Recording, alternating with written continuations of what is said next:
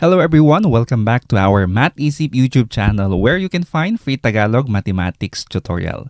Our topic for today is all about construction of perpendicular and parallel lines. So ngayon po ay tuturuan ko kayo kung paano gumawa ng perpendicular and parallel lines gamit lamang ang inyong mga compass and your straight edge. Okay, so without further ado, let's now begin with our lesson. The learning competency involved in our lesson is to construct perpendicular and parallel lines. Okay? So, paano po tayo gumawa ng geometric construction? Pero ano ba ang geometric construction? Okay, kailangan ba nating pumunta sa construction site at magsuot ng helmet? Hindi po, no? So remember, geometric construction is the process of drawing geometric figures accurately using only specific tools such as a straight edge and a compass. So ano na nga ulit ang ibig sabihin ng straight edge? Pag sinabi po nating straight edge, a straight edge is used only for drawing straight lines or connecting points. Remember, it is not used for measuring lengths. Ano po yung mga examples natin ng straight edge?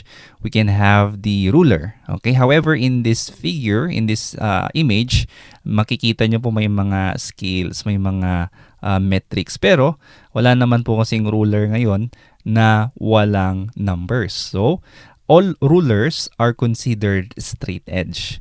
Ano pa po? Yung mga ruler natin, ito talaga yung ginagamit nila when it comes to engineering and architecture to make geometric constructions. What else? We also have here the triangle and even using a simple card. Kahit anong card po yan, ATM card or even a cardboard. As long as the edge is straight. Yun na po ang ibig sabihin ng straight edge. Now, how about compass? We already know that compass comes with various design. A compass is a tool used to draw circles, arcs, and equal distances accurately. So, pwedeng yung simpleng compass lang ang gagamitin natin. Or even your technical compass, pwede. Kahit anong compass po ang pwede ninyong gamitin sa lesson na ito. Okay, next part is let's review the meaning of perpendicular lines. Okay, remember perpendicular lines are two lines that intersect to form a perfect 90-degree angle, also known as a right angle. So, ito po yung ating perpendicular lines. The two lines must cross at right angles to each other. So, if we have two lines that intersect and form a perpendicular lines, how many right angle can we form? So, yun po, meron tayong apat na right or 90-degree angle. Okay, what are the applications of perpendicular lines in the real world? We can have a lot of perpendicular lines even inside our houses. Okay, sa mga bintana, may mga right angle po dyan formed by two perpendicular lines. With our ceiling, beams, no? Dun sa flooring, the doors, the windows, the cabinets, madami po tayong makikitang perpendicular lines. Outside our houses, we can also see a lot of real-world examples. Like for example, on the road, madami pong mga perpendicular lines dyan. Okay, next. Now that we have reviewed all those concepts, ready na po tayo for the geometric construction. Let us now proceed with our first geometric construction, which is construction of perpendicular lines. By the way, there are a lot of ways how to construct perpendicular lines. But in this lesson, we are going to construct perpendicular line with this specific case. Perpendicular to a line from a point on the line. Okay? So let's begin with our step 1. So what is our step 1? First, we need to use your rulers or your straight edge. Kahit anong straight edge po yan. We are going to draw a line that contains point T. So itong line po na ito, lalagyan po natin siya ng label. Don't forget the arrowheads on both ends. And we are going to name this as line L. Okay? And then, it contains a point. And this point is point T. Okay? This is our first step. Okay, let's now proceed to step 2. Okay, here in step 2, kailangan na po natin yung ating compass. Okay, so ilagay lang po natin yung needle point sa point T, i-open natin ang ating compass, iset po natin or ilock, and then mag-drawing po tayo ng arc sa left ng point T. And then sa right, using the same setting, hindi po magagalaw yung setting ng compass. And then we're going to name those points as point D on the left of T. And then dito naman sa right is point K. Okay? Okay, next is step 3. We're now going to open our compass. Pero dapat i-unlock natin siya and then it should be greater than segment DT. Okay, i-lock po natin ulit. Itapat lang po natin yung ating compass sa point T and then gawa po tayo ng arc doon sa taas niya. Alright? So again, put the compass at point D and draw an arc above line L. Okay, that's for step 3. Now, for step 4, using the same compass setting, we're going to put the compass at point K this time. Baliktarin lang po natin. And mag-drawing din po ulit tayo ng arc sa tapat po ng point T. Okay? As you can see, we now have here an intersection of those arc and we're going to label it as point S. Okay, and now for our last step, step 5, we will now be using the straight edge or yung ating ruler to draw a segment that connects point S and point T. Okay, ito na po yung line ST natin. Okay, so this line ST, is now perpendicular to the line L. Okay, at point T. So ito na po yung ating perpendicular lines.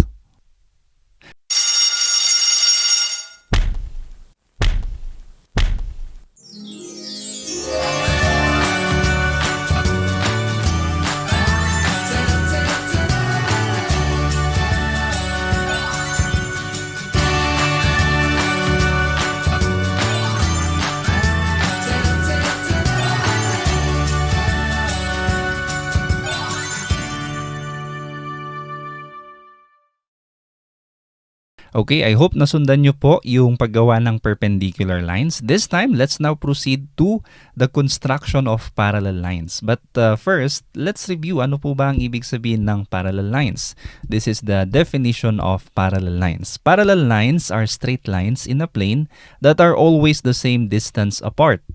Or ito na po yung tinatawag nating equidistant and never intersect or meet regardless of how far they are extended.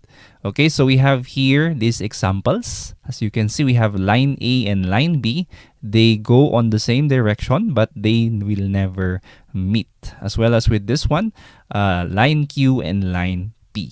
Now, what are the applications of parallel lines? So we have here, in the road, highway, makikita po natin yung double yellow line. Sa mga drivers po, pag nakita nila itong sign na ito, ibig sabihin bawal pong mag-overtake sa both sides ng kalsada. Okay? Those are examples of parallel lines. What else? Sa mga kable po ng ating kuryente, no? As you can see, those are parallel lines. Hindi po pwedeng magdikit yung mga wires na yan, no? Magkakaroon po ng problema. So they should be parallel to each other. Okay, let's now proceed to the construction of parallel lines using your compass and your straight edge. By the way, again, madami po ulit ways and methods how to construct parallel lines. But in this lesson, we are going to construct a parallel line through a point. Alright, so let's begin with step 1. Okay, so first, gamit po ang ating straight edge. Mag-drawing po tayo ng line. And this line will be line L. Okay, maglagay po tayo ng arrowheads sa magkabilaang dulo and then we're going to label this as line L. Okay, and then gawa po tayo ng point na hindi po nasa line L. Okay, nasa labas po siya and this point will be point P. Pwedeng nasa taas or pwedeng nasa baba. Okay, in this demonstration, ilalagay po natin sa taas yung point P. Okay, for step 2, we are going to use the straight edge to draw a line that intersects line L and passes through point P. And then, i-label po natin tong line na ito as line T. Okay, so lagyan natin ng line T. And then, yung nabuo niyang angle with line L, i-label po natin as angle 1. Okay, for step 3, gamit po ang ating compass. I-open lang po natin siya. Itapat po yung needle sa vertex ng angle 1. And then yung pencil point sa point P, ilock po natin siya. And then gawa po tayo ng arc that connects line L and then point P. Alright. Ngayon, using the same setting, wag po nating babaguhin. Itaas lang po natin siya, yung needle sa point P. And then gawa po ulit tayo ng isang malaking arc. Ayan. Okay, and then after this, using our compass, i-unlock lang po natin yung ating compass para ma-open natin siya ulit. I-measure po natin yung nagawa nating arc kanina. Okay? I-measure lang po natin, ilock po natin using the same setting. Gagawa po tayo ng mas maliit na arc dito sa taas. Okay? And then, we are now going to connect this point using a straight edge. Okay, so point P, and then makakagawa na tayo ng isa pang angle. Ito na po yung angle 2. Okay, na-replicate po natin yung angle 1 sa baba using those compass setting. Okay, and lastly for step 4, we are now going to extend the side of angle 2 to form line M. So gamit ang ating straight edge, dugtungan lang po natin yung ating segment, okay, para maging isang line. Okay, and we are going to label this line as line M. Okay, therefore we now have here line M and line L as parallel lines.